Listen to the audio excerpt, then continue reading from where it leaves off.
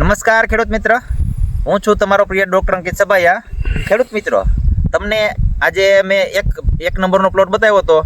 Same આજે બીજા ખેતર ઉપર આવી ગયા છે અને ખેતર તમને બતાવીએ જીરાનું કે જીરું અત્યારે કેવું સારું ઊભું છે. અત્યારે 50% દાણા કમ્પ્લીટ થઈ ગયા છે અને ફૂલ હજી ચાલુ છે. તો તમને જોતા તમને લાગતું હશે કે જીરું બહુ સારું છે, બહુ સારું છે.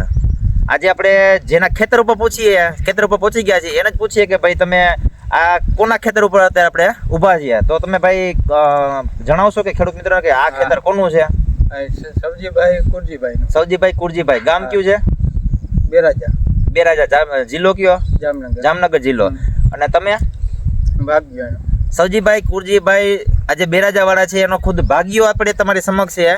બેરાજા ગામમાં, જામનગર જિલ્લો, તાલુકો જામનગર, બરાબર છે. આપણે એના ખેતર ઉપર ઊભા છીએ. અને બીજું કે આ જીરું અત્યારે તમને શું લાગે છે? જીરું ટોપ હે. જીરું સારામાં સારું. ભાગ્યો ખુદ એમ કહે છે કે જીરું સારું છે, બરાબર ને? હવે આની ટોટલ તમને દવા ક્યાંથી, તમને કોની સલાહ મુજબ આવે છે?